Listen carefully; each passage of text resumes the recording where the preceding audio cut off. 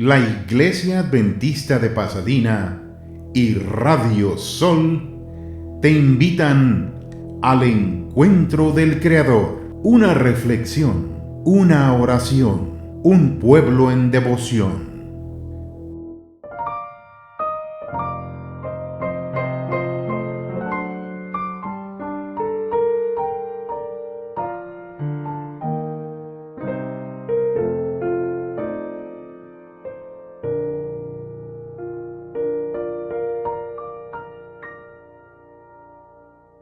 El camino es escabroso y los pies sangrantes van. Cuánto dista Canaán, cuánto dista Canaán.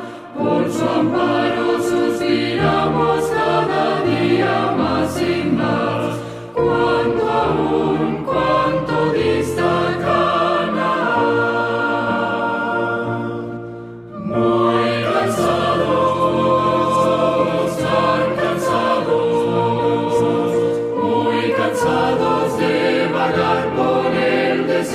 Estamos ya muy cansados, tan cansados. Cuánto aún, cuánto dista Canaán.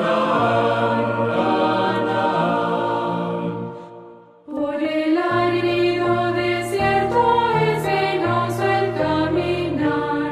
Dista mucho Canaán, dista mucho Canaán.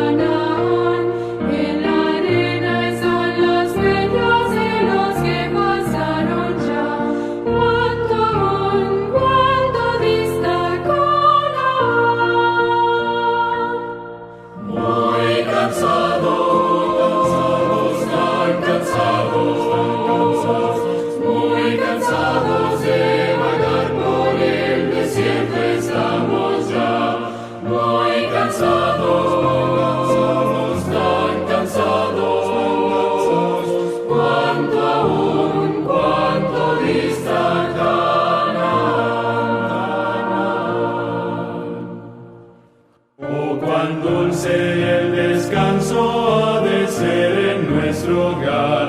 Ya se acerca Canaán, ya se acerca Canaán, donde todas nuestras penas ya no volverán jamás. Cerca ya, ya se acerca Canaán. Muy cansados, tan cansados, muy cansados de vagar por el desierto estamos ya.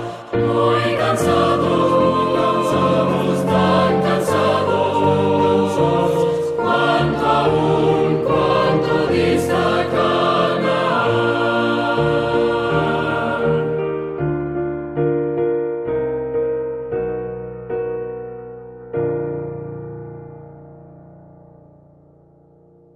En los evangelios, el sábado generalmente aparece en el contexto de una controversia, con Jesús o sus discípulos acusados de violar el cuarto mandamiento. Uno de esos conflictos tiene que ver con los discípulos arrancando algunas espigas de trigo para comer y desgranándolas con las manos en el día de sábado, Lucas 6:1.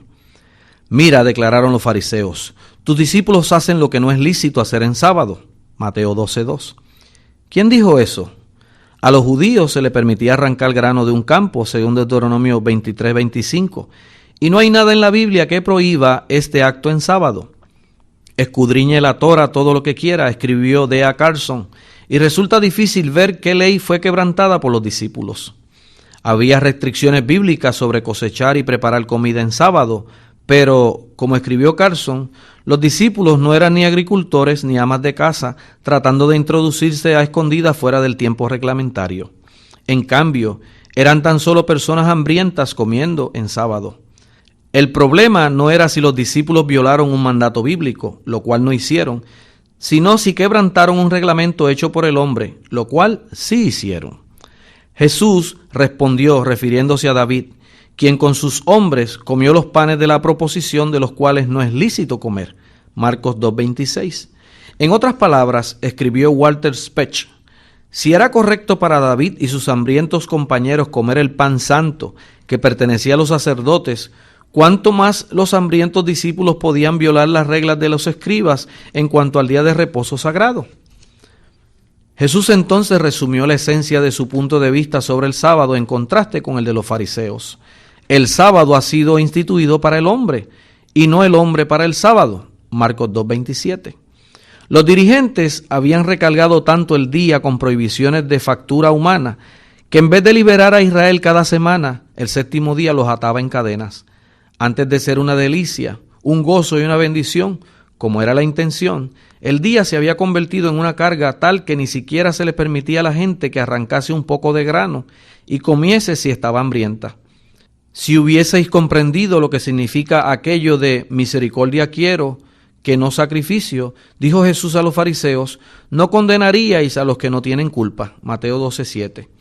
Obsesionados con sus reglamentos insignificantes, los fariseos descuidaron los asuntos más importantes de la ley, como la justicia, la misericordia y la fe. Tratando de proteger la santidad del sábado y de hacerlo una delicia, en cambio lo habían contaminado y arruinado porque los reglamentos se habían convertido en un fin en sí mismos. Entonces, afirmando su autoridad divina, Jesús declaró en Lucas 6:5, el Hijo del Hombre es Señor del sábado. Como Creador y Redentor, Jesús tenía la palabra final respecto al sábado. Como el Creador de todas las cosas, incluyendo el sábado, Jesús era el Señor del sábado. Era su prerrogativa, no el papel de los escribas o fariseos, determinar qué era legal en su santo día y arrancar grano para satisfacer el hambre ciertamente lo era. Jesús estaba tratando de apartar a los judíos del legalismo farisaico impuesto al sábado, no del sábado en sí. Además, ¿por qué enfrentar todos estos problemas con los rabinos en torno al sábado si su intención era eventualmente abrogarlo? En ningún momento de este incidente Jesús siquiera insinuó que el día de reposo debía cambiarse al domingo. La cuestión no era qué día debía observarse, obviamente es el séptimo, sino cómo. Si estaba dirigiendo a sus discípulos hacia el primer día en vez del séptimo, no lo hizo aquí. Por cierto, el primer día de la semana ni siquiera fue mencionado. Aquí claramente se nos establece el día que Dios nos ha dado para guardar. Lo que sí es importante es que nosotros, al hacer nuestra reflexión sobre el sábado, entendamos que el sábado fue hecho para nuestra causa, para nuestro beneficio, para que en el mismo podamos apartarnos de todas las cosas comunes de la vida y reflexionar en nuestro Creador.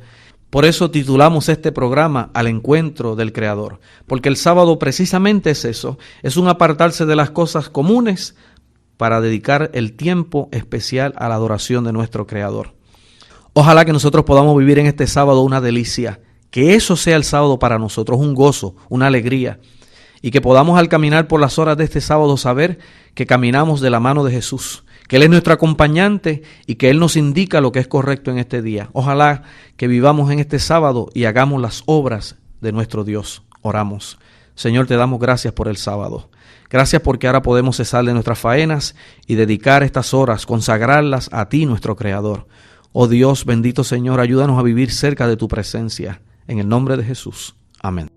La Iglesia Adventista de Pasadena y Radio Sol presentaron Al Encuentro del Creador, una reflexión, una oración, un pueblo en devoción.